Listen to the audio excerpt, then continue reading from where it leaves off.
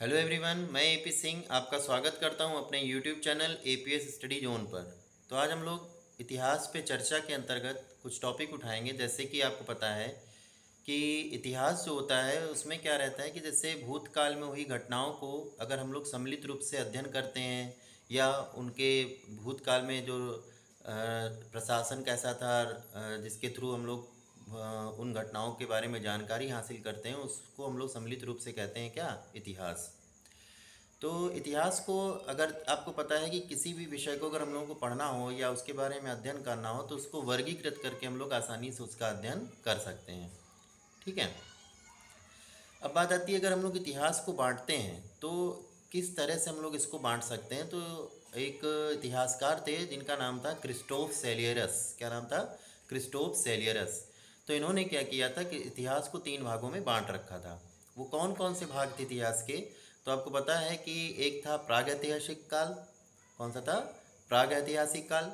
फिर था आपका आद्य ऐतिहासिक काल। फिर उसके बाद आया ऐतिहासिक काल।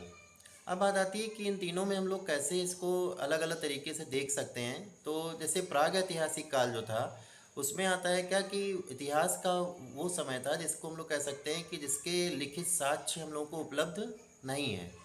और जब लिखित साक्ष्य उपलब्ध नहीं है तो हम लोग उसको पढ़ भी नहीं सके।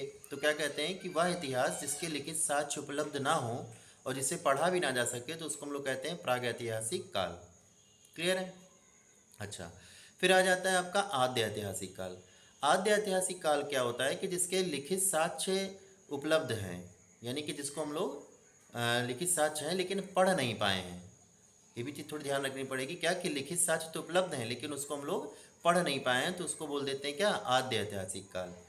फिर आता है आपका ऐतिहासिक काल। ऐतिहासिक काल क्या होता है? जिसके लिखित साक्ष्य भी हैं और जिसे पढ़ा भी जा सका है, तो उसको हम लोग बोल देते हैं क्या, ऐतिहासिक काल के अंतर्गत रखते हैं।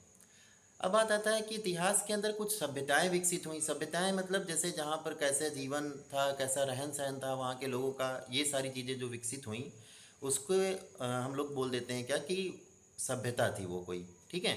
अब वो कौन कौन सी सभ्यताएं थी? तो विश्व स्तर पर देखें तो कई सारी सभ्यताएं विकसित हुई, जैसे सुमेरिया की सभ्यता, मेसोपोटामिया की सभ्यता। क्लियर है? वैसे आपका भारत में अगर देखा जाए तो क्या है आपका, सिंधु घाटी सभ्यता। ठीक है। फिर बात आ जाती कि जो सिंधु घाटी सभ्यता थी वो कैसी सभ्यता थी। तो आपको पता है कि सभ्यताएं सामान्यतः या तो नगरीय रहती हैं या फिर गांव स्तर की रहती हैं। ठीक है।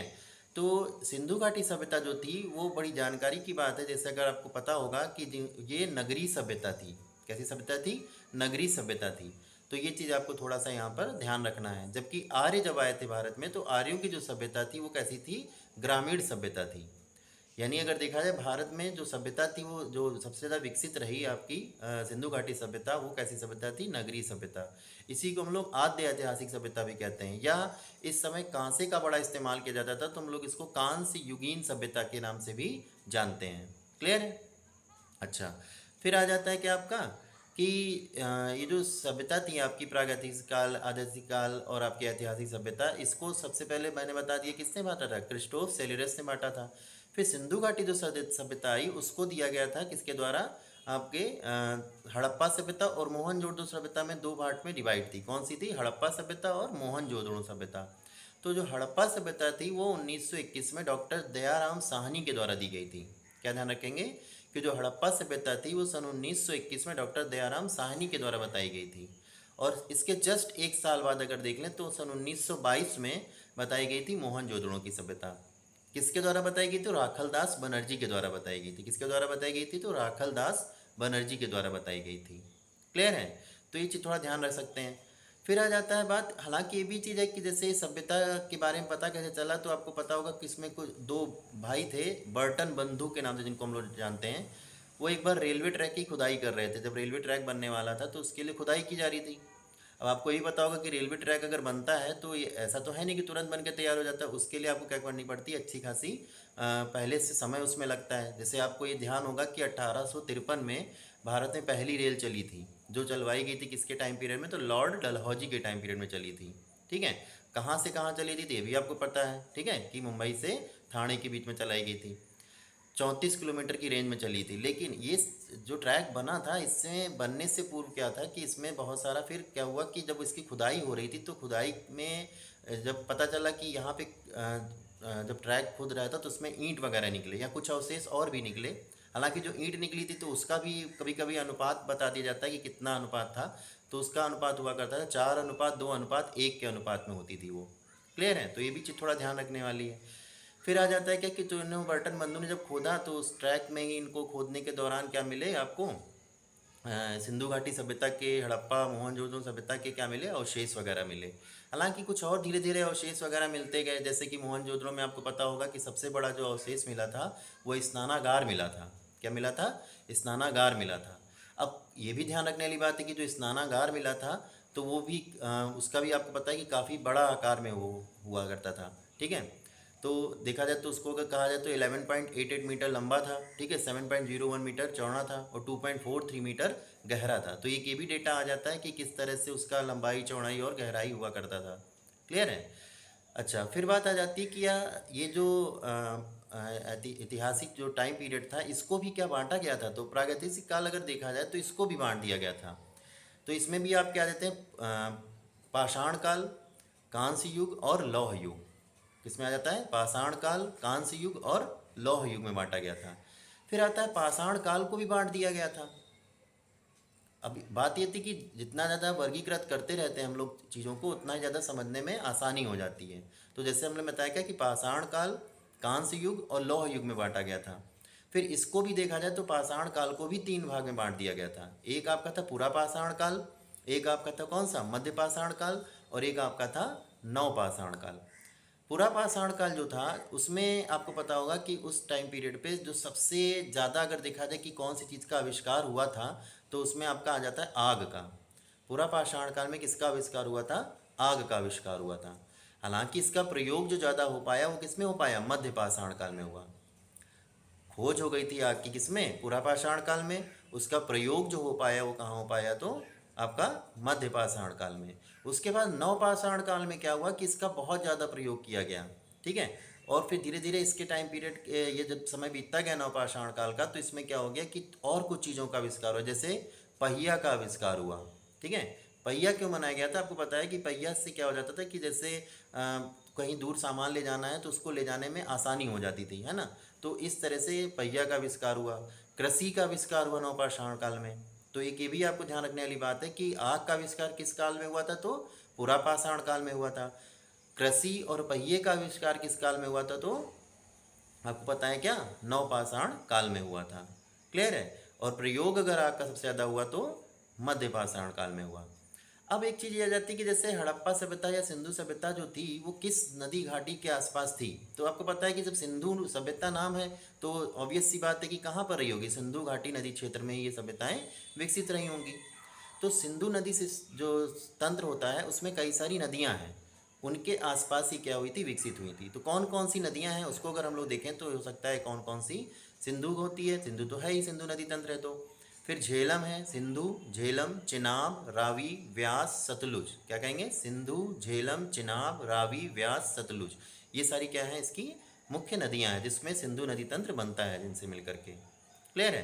तो जो हड़प्पा नदी थी, हड़प्पा जो सभ्यता थी वो कहाँ पर थी? तो आपको पता होगा वो सिंधु के किनारे नहीं थी, वो कहाँ थी? रावी नदी के तट पर थी। अच्छा, बात यह आ जाती है कि जैसे हम लोग सिंधु नदी इतना पढ़ते हैं तो हम लोगों को लगता है कि सिंधु नदी के ही आसपास होगा। ठीक है? जबकि ऐसा नहीं, सिंधु घाटी सभ्यता जरूर है लेकिन हड़प्पा सभ्यता जो मिली वो कहाँ मिली थी? रावी नदी के तट पर मिली थी। चूँकि रावी नदी खुद सिंधु नदी तंत्र का ही एक हिस्सा है तो हम लोग ध्यान रख लेते कि वही होगा। लेकिन बात क्या ध्यान रखनी है आपको कि रावी नदी के तट पर मिली थी हड़प्पा सभ्यता। क्लियर है? तो इस तरह से हम लोग ध्यान रख सकते हैं। अगर कुल क्षेत्रफल देख लें कि कितना विकसित था तो आपको पता है करीब 13 लाख वर्ग किलोमीटर में आपका लगभग ये विकसित था। सिंधु घाटी नदी क्षेत्र जो था, पूरा ही सिंधु सभ्यता का जो क्षेत्र था वो इतना था। क्लियर है? फिर आ जाता है कि इसके जो 4 दिशाओं में जो मुख्य किनारे पर जो शहर बसे थे वो कौन कौन से थे? तो आपको पता है पूरब में जो था आलमगीरपुर था, जो कि कहाँ पर है? अपने उत्तर प्रदेश में है। क्या था? पूरब में आलमगीरपुर था जो उत्तर प्रदेश में है। पश्चिम में जो था सुतकांगे डोर था जो कि अब पाकिस्तान में है। क्लियर है? सुतकांगे डोर था जो कि अब कहाँ है? पाकिस्तान में है। फिर पूरब हो गया, पश्चिम हो गया, उत्तर में जो था आपका मांदा था, जगह का नाम क्या था, मांदा था, ठीक है, जो कि क्या था, चिनाब नदी के तट पर स्थित हुआ करता था, ठीक है। फिर उसके बाद अगर हम लोग चलें कहाँ, दक्षिण में, तो दक्षिण में दाइमाबाद था, जो कि कहाँ था, महाराष्ट्र के क्षेत्र में था। जम्मू कश्मीर में मांदा था, उत्तरी क्षेत्र था, और दक्षिणी क्षेत्र में अगर देखा जाए तो दाइमाबाद था, जो कि कहाँ था, महाराष्ट्र में था। क्लियर है, तो ये थोड़ा सा आपको ध्यान रखना रहेगा। क्लियर है। अच्छा, अब बात आ जाती है क्या कि ये जो अगर नदी है उसका भी देख लें, अगर हम लोग, आलमगीरपुर जो था वो आपका कहाँ था, तो हिंडन नदी के किनारे था। कहाँ था, हिंडन नदी के किनारे था। मांदा जो जम्मू जम्मू कश्मीर में था वो क्या था आपका, चिनाब नदी के किनारे था। क्लियर है, तो इस तरह से हम लोग इस चीज़ों को ध्यान रख सकते हैं। फिर आ जाता है क्या आपका कि टोटल एरिया तो मैंने आपको बता दिया कि सिंधु नदी तंत्र, सिंधु जो सभ्यता थी, सिंधु घाटी सभ्यता जो थी वो आपका टोटल 13 लाख वर्ग किलोमीटर में फैली हुआ करती थी। चारों उसके किनारे के जो शहर बसे थे वो बता दी मैंने आपको, ठीक। कैसी सभ्यता थी, तो नगरीय सभ्यता थी। कांस्य युगीन सभ्यता थी, क्योंकि उस समय कांसे का ज़्यादा इस्तेमाल होता था, ठीक है। कांसा होता क्या है, तो आपको पता है कांसा क्या होता है, एक मिश्र धातु होती है, ना कि कोई धातु है। क्या कहेंगे, कांसा एक मिश्र धातु है, ठीक है।